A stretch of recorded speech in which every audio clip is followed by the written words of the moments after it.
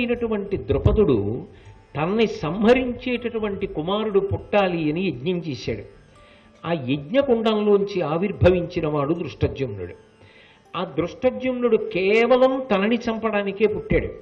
తనని చంపడానికి పుట్టాడని తెలిసినా కూడా ఎంత ధర్మమూర్తి, ఎంతటి నిస్వార్థపరుడు ద్రోణాచార్యుల వారంటే తన దగ్గర పెట్టుకుని విద్యాభ్యాసం చేయించాడు. అడిగారు కూడా, నిన్ను చంపడానికి పుట్టిన వాడికి నువ్వు విలువిద్య నేర్పుతున్నావు ఏమిటి అని అడిగితే, నేను నేర్పకపోతే బ్రతికిపోతానా అన్నాడు. అని విలువిద్య నేర్పించినవాడు. ఇన్ని నేర్పించినవాడు అటువైపు దృష్టద్యుమ్నుడు తన మరణమునకు హేతువైన వాడు పుట్టాడని గుర్తిరిగి ఆ దృష్టద్యుమ్నుడు పాండవులకు బావమరిదయ్యాడు. ఎందుకంటే మరి దృష్టద్యుమ్నునితో పుట్టినటువంటి ద్రౌపదీదేవే కదా పాండవుల యొక్క ఇల్లాలు, కాబట్టి ఆయన బావమరిది. ఇప్పుడు ద్రోణాచార్యుల వారు వెళ్ళి పాండవ పక్షంలో చేరారనుకోండి, దృష్టద్యుమ్నుడు ఏం చేయాలి? పాండవ పక్షంలోనే ఉండాలి. బావమరిది అయ్యుండి అది విడిచిపెట్టి యువతల వైపుకి ఎలా వస్తాడు? రావడం కుదరదు, రాలేడు. స్వయంగా బావమరిది బావగారులను విడిచిపెట్టేసి అవతల చెల్లెలంతా బాధపడుతుంటే వదిలిపెట్టేసి కురుక్షేత్ర యుద్ధం జరుగుతుంటే అటు ద్రోణుడు వచ్చాడు కాబట్టి నేను ఉండను, ఇటువైపుకి వెళ్ళిపోతానని చెప్పి వెళ్ళిపోతాడా? వెళ్ళాడు.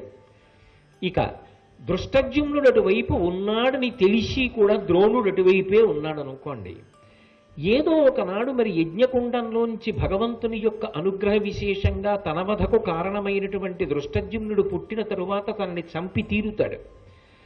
పాండవుల యొక్క బావమరిది పాండవుల యొక్క గురువైన ద్రోణుడు వాళ్ల పక్షంలోనే ఉండగా చంపేస్తే శిష్యులకు ఎంత అపకీర్తి వస్తుంది, ఎంత గురుద్రోహ మహాపాపం వస్తుంది. తాను ఎటూ శరీరం విడిచిపెట్టాలి. మనుష్య జన్మ ఎత్తిన తరువాత చిరకాలం ఎలా జీవిస్తాడు? శాశ్వతంగా ఉండడం కుదరదు కదా. జాతస్య హి ధ్రువో మృత్యు, ఎప్పుడో అప్పుడు శరీరాన్ని వదిలిపెట్టేయాలి.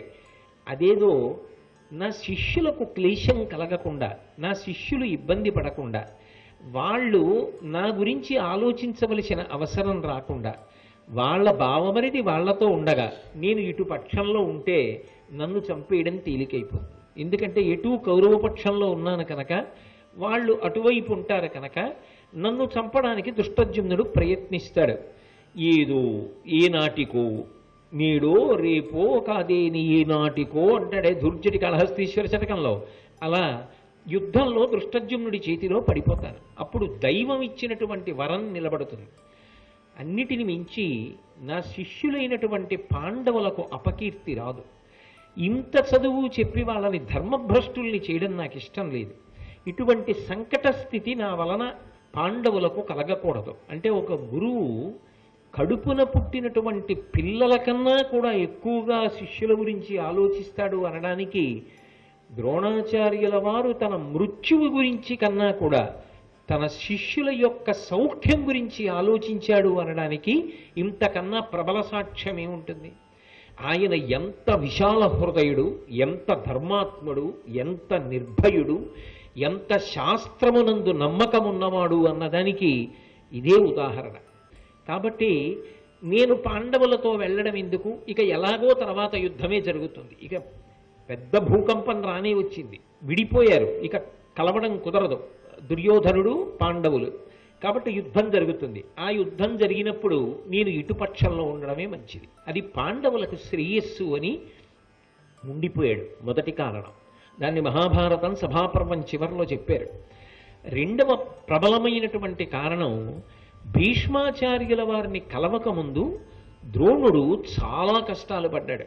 ఆయన జీవితంలో ఎన్ని కష్టాలు పడ్డాడంటే ఆఖరికి కడుపున పుట్టినటువంటి కొడుక్కి త్రాగటానికి పాలు కూడా ఇవ్వలేనంత కష్టాన్ని పడ్డాడు. ఇన్ని కష్టాలు పడ్డవాడు అడగవలసిన అవసరం లేకుండా కష్టాలన్నీ ఎక్కడ పోగొట్టుకున్నాడు అంటే భీష్ముడి సన్నిధిలో పోగొట్టుకున్నాడు. ఆయనకి అంత మర్యాద ఇచ్చాడు, అంత గౌరవం ఇచ్చాడు, ఆయనకి ఆచార్య పదవిని కట్టపెట్టాడు, బిడ్డలందరినీ తీసుకెళ్లి మనవల్ని ఆయనకి శిష్యుల్ని చేశాడు. అంతేకాదు, ఆ కాలంలో ఒక్క భారతదేశం కాదు, యావత్ ప్రపంచం నుంచి కూడా విలువిద్య కాదు, శూలం విసరడం దగ్గర నుంచి, కత్తి యుద్ధం దగ్గర నుంచి ఏది నేర్చుకోవాలన్నా ద్రోణాచార్యుల వారిని ఆశ్రయించవలసింది. అందుకని ద్రోణుడు ఇంతమందికి పాఠం నేర్పవలసి వచ్చింది. అందుకే యథార్థానికి ఇప్పటికీ పెద్దలు ఏం చెప్తారంటే, ద్రోణాచార్యుల వారు ఈ విలువిద్యనంతటినీ నేర్పినటువంటి పెద్ద పాఠశాల నిజానికి అసలు విశ్వవిద్యాలయం డెహ్రాడూన్ అనబడి ఇప్పుడు పిలుస్తున్న ప్రాంతంలో ఉండేదిట. అక్కడ నేర్పేవాడు ద్రోణాచార్యుల వారు. హస్తినాపురం అంటే ఢిల్లీకి దగ్గర కాబట్టి. భీష్ముడి దగ్గరికి వెళ్ళిన తర్వాత ఆయన కష్టాలన్నీ పోయి కేవలం విలువిద్య నేర్పమని ఆచార్య పదవిని ఇచ్చి విడిచిపెట్టలేదు. యథార్థానికి భీష్ముడు ద్రోణుడికి తనతో సమాన స్థానాన్ని కల్పించాడు. తన పక్కన కూర్చోపెట్టుకున్నాడు. సభలో ఎప్పుడైనా జటిలమైన సమస్యలు ఏర్పడితే ద్రోణాచార్యుల వారు కూడా మాట్లాడేవారు. మాట్లాడిన దానికి సముచిత గౌరవాన్ని కల్పించారు. అన్నిటినీ మించి ద్రోణుడి మనసు ఖేదపడితే భీష్ముడికి ఇష్టం ఉండేది కాదు. ద్రోణుణ్ణి అంత ప్రేమతో అంత గౌరవంతో చూసేవాడు. తననికి అంత ప్రేమించి అంత గౌరవించినటువంటి భీష్మాచార్యుల వారు హస్తినాపురం విడిచిపెట్టి వెళ్ళిపోలేడు. ఎందుకు వెళ్ళిపోలేడు అంటే అది ఇవాల్టి అనుబంధం కాదు.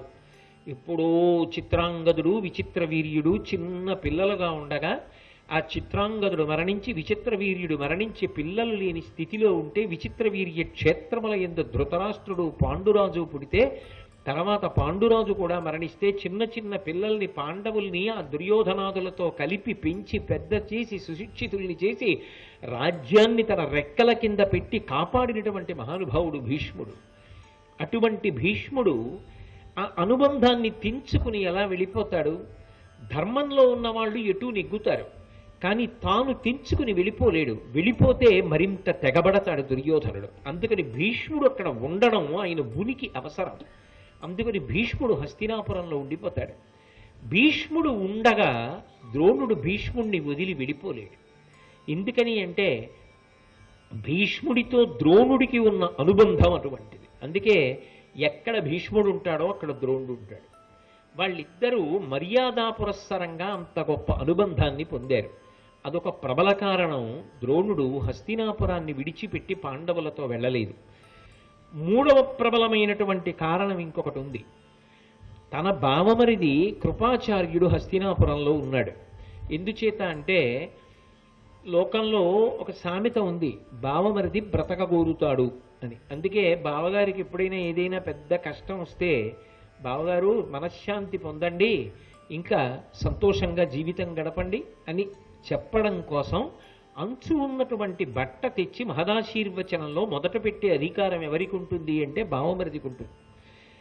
ఆ బావమరిదికి బావగారంటే అభిప్రాయ భేదం ఉన్నా లేకపోయినా ఉండకూడదు.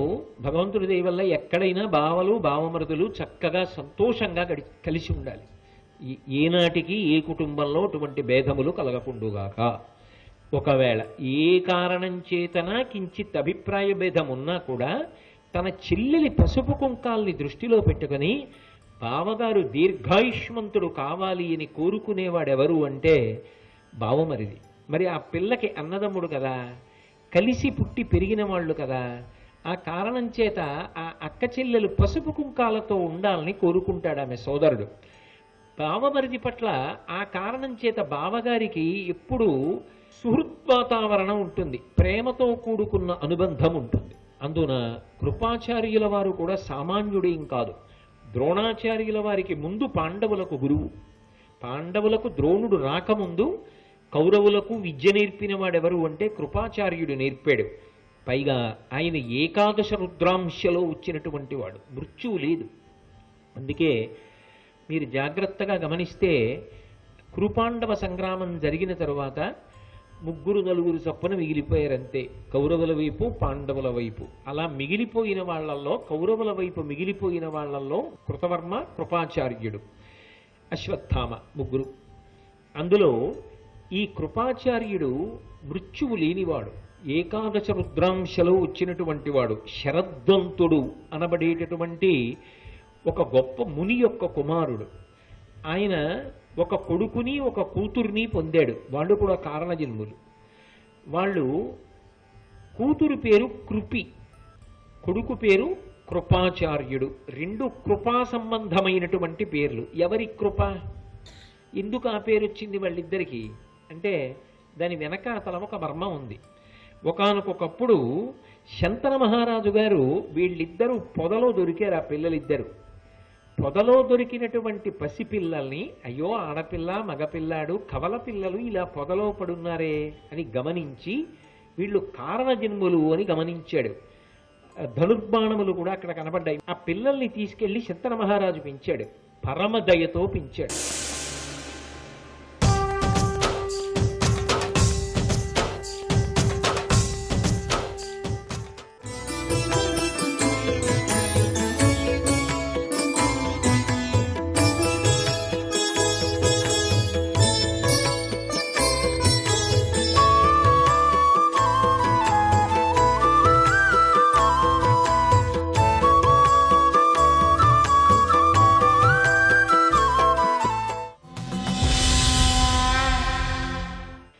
కృపతో శంతన మహారాజు గారు పెంచాడు కాబట్టి శంతనుని యొక్క కృప ఎప్పటికీ జ్ఞాపకం రావడం కోసం ఆ పిల్లవాడికి కృపాచార్య అని పేరొచ్చింది. పిల్లకి కృపి, ఆచార్య పేరులో వచ్చేది కాదు. ఆచార్య అంటే వేదాంతర్గతమైనటువంటి ధర్మమును బాగా తెలుసుకుని ఎవరు దాన్ని ఆచరిస్తాడో వాడు ఆచార్య. ఆచరించి చూపించినవాడు కాబట్టి కృపాచార్య. ఆ కృపాచార్యుని చెల్లెలు కృపి. ఆ కృపి ద్రోణుని యొక్క ఇల్లాలు. తన బావమరిది కృపాచార్యుడు. ఆ కృపాచార్యుడు హస్తినాపురంలోనే ఉన్నాడు కాబట్టి చాలా కాలంగా వాళ్ళ మధ్య అనుబంధం ఉంది. చూస్తూ చూస్తూ చెల్లెల్ని, బావగారిని, భీష్ముణ్ణి ఇంతమందిని వదిలిపెట్టి వెళ్ళలేకపోయాడు. కృపాచార్యుల వారు హస్తినాపురంలో ఉండడం కూడా ఒక సంబంధం. అయితే అలా ఉంటుందా అండి అని మీరు అనుకోకండి. విశ్వామిత్రుడంతటి వాడు తన చెల్లెలి గురించి అంత గొప్పగా చెప్పాడు. రామచంద్రమూర్తి అంతటి వాడు దశరథుడు పుడితే ఏడిచాడు. కుటుంబంలో అనుబంధాలు చాలా గొప్పవి. మనిషి ఎంత గొప్పవాడు కానివ్వండి, తన తండ్రిని జ్ఞాపకం పెట్టుకోవడం, తన తల్లిని జ్ఞాపకం పెట్టుకోవడం, తన అన్నదమ్ముల్ని జ్ఞాపకం పెట్టుకోవడం, తన అక్క చెల్లెళ్ళని జ్ఞాపకం పెట్టుకోవడం, అంత ప్రేమతో వాళ్లతో వ్యవహరించడం మనిషి యొక్క శీల వైభవానికి చక్కని తావినిస్తాయి, సువాసననిస్తాయి. అందుకే ఆ గుణం ఉండాలి. ఆ గుణం లేకపోతే ఆ వ్యక్తుల యొక్క నడవడికి ఏదో దోషం ఉన్నట్టుగా ఉంటుంది. అందుకే ద్రోణుడంతటి వాడు కూడా కుటుంబ అనుబంధాలకి అంత పెద్దపీట వేశాడు, అంత ప్రేమ చూపించాడు. ఇంకొక అంశం ఏమి అంటే ద్రోణాచార్యుల వారి యొక్క కొడుకు అశ్వత్థామ. అశ్వత్థామ గురించి నిజానికి ద్రోణుడు ఎంతో తపస్సు చేశాడు, భగవంతుడిని ఉద్దేశించి అంత ప్రార్థన చేశాడు అని నా ప్రతిపాదన. చేస్తే ఆయన కామ క్రోధములతో కూడినటువంటి రుద్రాంశ సంభవుడై వచ్చాడు. ఆయన పుట్టగానే దేవేంద్రుని వద్ద ఉండేటటువంటి ఉచ్చైశ్రవము అనబడేటటువంటి గుర్రం ఎలా సకిలిస్తుందో అలా సకిలించాడు. అటువంటి ధ్వని చేశాడు. 3 లోకములు ఉలిక్కి పడ్డాయి. ఇదేమిట్రా, ఈ పిల్లవాడు పుట్టగానే ఉచ్చైశ్రవం చేసినటువంటి రవం లాంటి రవం చేశాడని ఆ పిల్లవాడికి అశ్వత్థామ అని పేరు పెట్టాడు. చాలా ఉగ్ర స్వభావం ఉన్నవాడు. భీష్మాచార్యుడంతటి వాడు అశ్వత్థామని పొగిడాడు. అశ్వత్థామ చిరంజీవి. కానీ ఆయన యొక్క వ్యగ్రత చేత ఎప్పుడు నెత్తురోడుతూ పుల్లటి కంపు కొడుతూ ఉండగా ఉగ్రస్వభావంతో తిరుగుతూ ఉంటాడు. ఇప్పటికీ పుట్టినరోజు వస్తే పుట్టినరోజు నాడు తెల్లవారుజామున నల్ల నువ్వులు, ఆవు పాలు, బెల్లం ముక్క 3 కలిపి 3 మాటలు లోపలికి పుచ్చుకుంటారు. పుచ్చుకొని వచ్చే పుట్టినరోజు కూడా చూడాలి. తాను దీర్ఘకాలము జీవించి ఉండాలి అని కోరుకోవాలి, తప్పేం లేదు. జీవితం ఉంటే కదా ధర్మాన్ని ఆచరించడం. జీవితం లేకపోతే ధర్మం ఎలా ఆచరిస్తారు? జ్ఞానం వచ్చాక అది వేరు. శరీరం పడిపోయిందా పడిపోలేదా అన్నది దాని గురించి విచారం లేకుండా ఉండడం. కానీ సాధనలో ఉన్నవాడికి శరీరము పరమేశ్వరుడిచ్చిన గొప్ప బహుమానం. ఇది లేదనుకోండి ఏం జరుగుతాడు? ఇది లేకుండా ఏం ధర్మాన్ని అనుష్ఠిస్తాడు? ఇది లేకపోతే ఏ పూజ చేస్తాడు? ఇది లేకపోతే ఏ పుణ్యం చేస్తాడు? ఇది ఉంటే కదా. ఇది జనన మరణ చక్రమును దాటడానికి ఈశ్వరుడిచ్చిన గొప్ప తెప్ప. ఇది గొప్ప సాధనం. శరీరమునందు పూనికతో రక్షించుకోమనే శాస్త్రం చెప్తుంది. అశ్వత్థామ గొప్ప వేదాంగ నిష్ట కలిగిన వాడు. ఇంత గొప్పవాడు కాబట్టే చిరంజీవులలో ఒకడు. పుట్టినరోజు నాడు 7 చిరంజీవుల పేర్లు చెప్తారు. అందులో అశ్వత్థామ, బలివ్యాసో, హనుమాంశ్చ విభీషణ అని పరశురాముడు, కృపాచార్యుడు కలిపి 7. అందులో అశ్వత్థామ అని ముందు ఆయన పేరు చెప్తారు, అంత గొప్పవాడు. అటువంటి అశ్వత్థామ ఈ ద్రోణాచార్యుల వారి యొక్క కుమారుడు.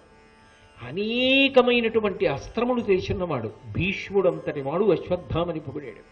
అంత గొప్ప పరాక్రమవంతుడు, తేజశాలి. అటువంటి అశ్వత్థామ కౌరవులతో ఎక్కువగా కూడి ఉండేవాడు. ఎందుచేత అంటే ఆయనకి కూడా అర్జునుడంటే అమర్షం. కారణం ఏమంటే విలువిద్యలో తనకన్నా గొప్పవాడు. తన తండ్రి అయిన ద్రోణాచార్యుడికి తనకన్నా అర్జునుడంటే ప్రీతి. ఆయనకి ఎక్కువ అస్త్రాలు నేర్పాడు. అందుకని అర్జునుడి పట్ల కించిత్ భేదభావంతో ఉన్నాడు అన్నది మీకు భారతం జరిగితే కనపడుతుంది. చీకట్లో అర్జునుడికి అన్నం పెట్టకు అని చెప్పాడు వెంటవాడికి. అంటే అర్జునుడు పెరిగిపోతాడేమోనని బెంగ ఒకటి అశ్వత్థామ మనసులో ఉండేది. సహజంగా ఒకరంటే కిట్టనప్పుడు వారి శత్రువులు ఎవరో వారి వైపు మొగ్గుతారు, అంత ఇష్టం ఉన్నా లేకపోయినా.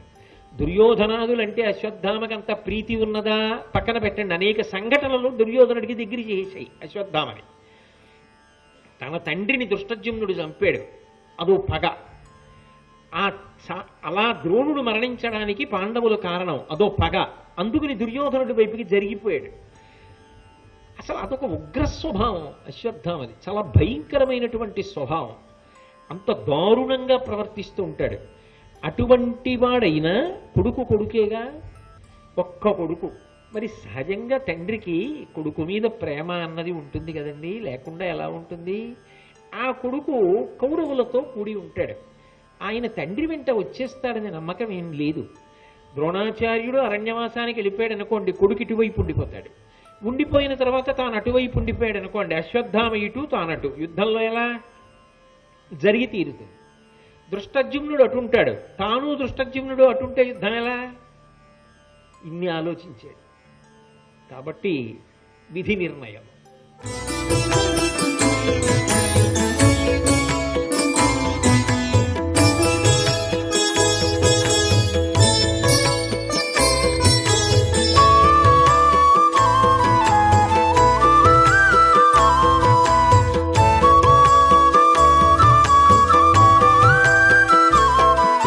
సర్వం శ్రీ ఉమామహేశ్వర పరబ్రహ్మార్పణమస్తు.